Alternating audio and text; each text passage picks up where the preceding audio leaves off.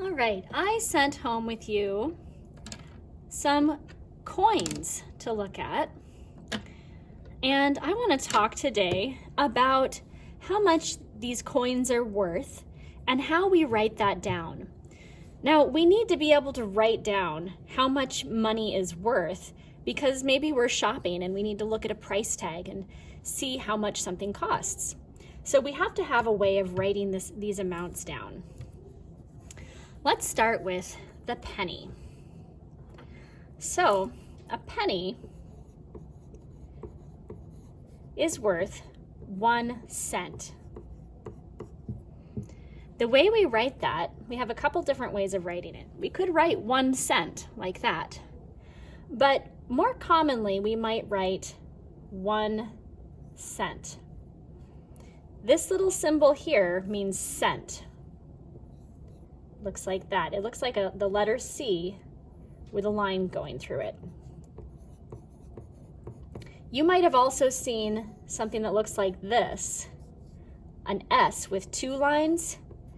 That means dollars. When we're dealing with coins, we use this, or we can actually say how many dollars. This is a part of a dollar. So the way that we write that is point.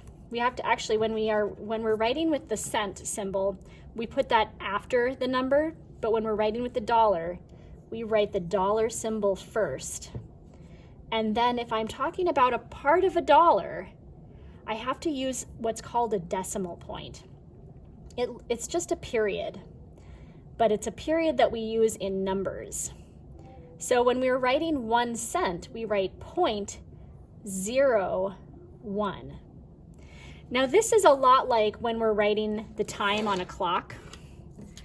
And if I want to say it's 1 minute after 5 o'clock, I have to put that the hour is 5 and it's 0.1 minutes after, because that gives me room to write like 25 minutes after later on. So the 0 holds that spot to show that it's only one minute after, and likewise here, it's only 1 cent after. Okay, so we've got our penny. Next, the next one up is our nickel. A nickel is worth 5 cents, or 5 pennies. We can write it like this, 5 cents, or we can write 0.05 dollars, which is the same. We would still read this as 5 cents, even though we've used a dollar symbol here. Next we have the dime.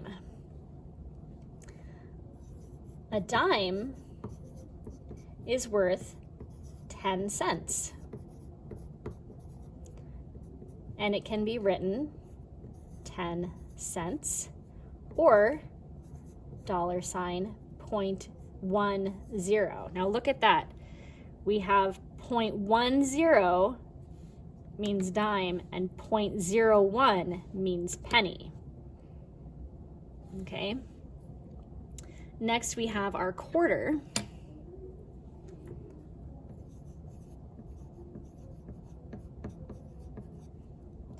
Equals 25 cents, or 25 cent symbol, or $.25. Okay, now let's get into our paper money a little bit. I didn't send home any paper money because, well, I'm just not rich enough to send home paper money with everybody. But you can look at my paper money, and maybe you have some pretend paper money around, or maybe your parents have some paper money that they would let you look at. I've got several different bills here. We call these paper money, we call them bills or dollars. So I have the $1. This is a special one. You don't see a lot of these. There are $2 bills, but they're kind of rare. They don't make a lot of these, so you don't see a lot of them. And a lot of people actually collect these because they're a little bit rare, which makes them even more rare because they're not really being used to buy things. And then I have a $5 bill. There isn't a $3 bill or a $4 bill. There's also not a $6, $7, $8, or $9 bill. The next bill up is a $10 bill, and then a $20 bill, and a $50 bill. And that's about all I carry around with me in my purse. I don't really carry around much bigger bills than a 50 ever because they're kind of hard to use. But the next bill up from a 50 jumps all the way up to a $100 bill. And from there, it's just different.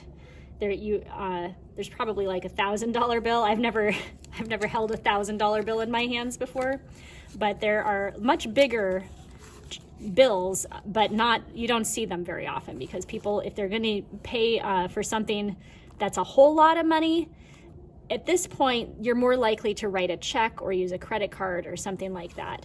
And people don't like to carry around tons of cash. Just like we learned about in Farmer Boy, it's not wise to carry around a lot of cash because you might lose your wallet, and then that would be losing a lot of money if somebody didn't return it to you. So we don't see a lot of bills higher than 50 because people don't like to carry around that much cash.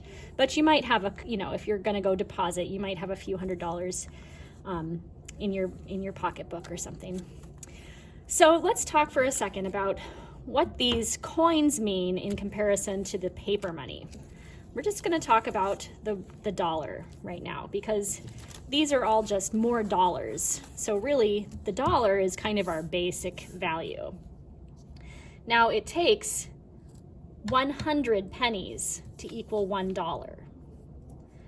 This word cent has to do with the number 100. You might have heard the word century. Century means 100 years. And when I was going through our other coins, like coins from other countries, you may have heard me talk about some of the Mexican money. It said centavos, and those are like the coins or the cents that they use in Mexico, and they also mean 100. It's a Latin word that English and Spanish both get their money names from. So 1 penny we need 100 pennies to make $1. A nickel being worth 5 cents, how many nickels do you think it takes to equal $1? Why don't you think about that for a second? You can pause the video. So if a nickel is worth 5 cents, we can count by fives to see how many nickels we would need to get to $1. So we'd have 5, 10, 15, 20, 25, 30, 35, 40, 45, 50. Oh, that's all my hands. And I've only gotten to 50 cents with 10 nickels. Okay, so if that was 10, I'm gonna go put those in my pocket. I'm gonna get out some more. So I'm at 50, 55, 60, 65, 70, 75, 80, 85, 90, 95, 100. That's another 10. It took 2 tens or 20 nickels to equal $1. Next we have the dimes. Dimes are worth 10 cents, so we can count by tens to see how many we need to get to $1. We have 10, 20, 30, 40, 50, 60, 70, 80, 90, 100. There we go, 10 dimes equals 100 cents or $1. Now we have quarters. Now counting by 25, that's a little harder, isn't it? Well, a quarter is we can think about that too, because if we have a quarter, here's a pie, okay? Let's say I made a pie and I wanted to split it between 4 of my friends. I would cut it into 4 pieces, and each of these pieces is called a quarter. 1 quarter, or 1 piece out of 4. You might have seen this in baking. when you're doing your baking and you have measuring cups and it calls for 1/4 cup of something, that means like if you were to take that one whole measuring cup, that would be halfway, and 1/4 is half of that. So you'd only fill it up this far if you had 1/4 cup. This is 1/4 of a pie, and this is 1/4 of a dollar. So what's your guess? How many quarters do you think it takes to equal $1? You can pause the video if you need time to think about it. 4 quarters equals $1, because if you have 4, if we put a 1/4 on each of these, and they're each worth 1 piece of the pie, then it would take 4 of them to get the whole piece of pie, which is like our $1. And we're not talking quite yet about all these quarters and halves and things, but we'll get into that a little bit next year. So if we have 4 quarters, we have $1. Let's talk about, so how would I write it? What would I do if I had $1 and 1/4? What if this is the money I was carrying around? Maybe I needed to spend, maybe this is what I want to buy something that's $1 and 1/4. That's how expensive it is. How would I write that? Well, to write $1, we can write, so I'm going to put my dollar here like I had my others. $1 equals, we could say it's 100 cents. Or we could say, we actually wouldn't have a way of writing it like this. I mean, we could write 100 cents, but that doesn't make as much sense, and you don't really see people write that. You would probably write your $sign and then 1. And then you might notice too that people will still write this decimal point and then say 0, 0, and that means 0 cents. Just like when we're writing the time. If it's 1 o'clock, I write 1, 0, 0. If it's $1, I write 1, 0, 0. I use either a decimal point for money or the colon for time. So if I had $1 and 1/4, I could write, I would start with my $sign and write my $1, and then got my 0.25 for 25 cents, 0.25. That's why I would write $1 and 1/4, or $1.25. You might even hear people just say $1.25. How about if I had $1 and 3 pennies? What do you think that would be? Take a minute if you need to. We would write this amount, write our $sign, $1, and we've got 1, 2, 3 cents. Is it going to be like this? No, that would be $1.30. If I wanted that, I might have $1 and 3 dimes instead, 10, 20, 30. But I only have 3 pennies. So it's going to be $1.03 cents. What if I had a bigger amount of money? What if I had $10 and 2 quarters? Oh boy. Well, first we start with our dollars. How many dollars? Yeah, 10. And then how many cents? Well, 25 plus 25 is 50. 50 is half of 100. So if I'm going to write $10.50, I write the $10 and then I write 0.50, $10.50, 10.50. I might even have, let's see, what if I had a bunch of these? What if I had one of each? How many is that? Let's see. So I would have my $10. Oops, one. $10. And then I have 25 plus 10 is 35, plus 5 is 40, plus 1 is 41. $10.41. Now when we count money, we usually try to count the biggest amounts first. So when I have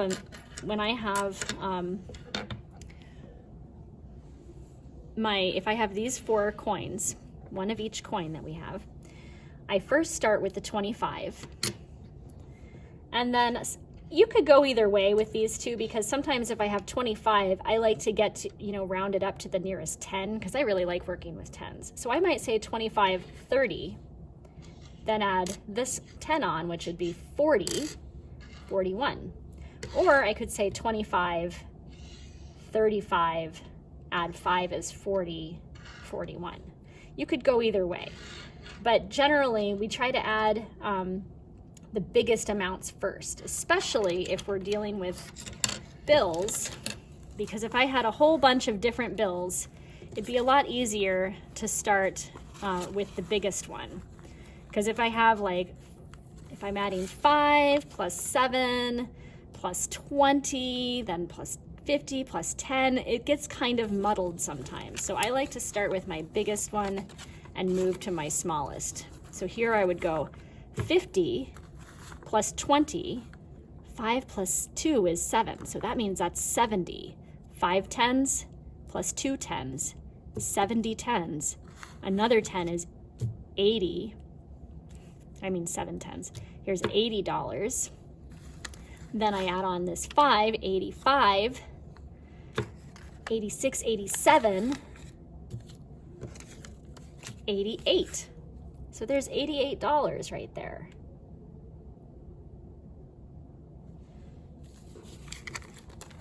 So how would I write? Let's see how much money I have here altogether. Well, I've already counted up that that's $88.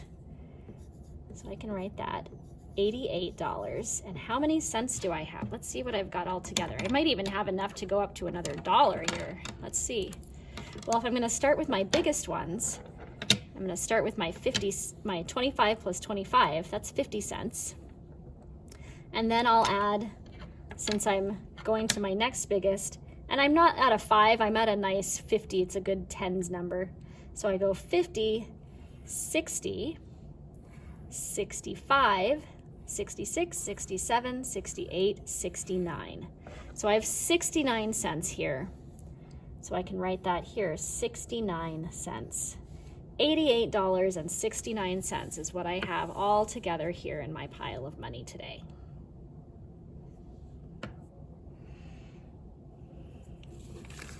Why don't you find some money? Ask your parents if you can look at some money, just to borrow it and count it. See if you can come up with some ideas of how much money you have in whatever little pile of money you are given. Maybe you're given some coins, maybe you're given some coins plus some bills. Practice counting some money.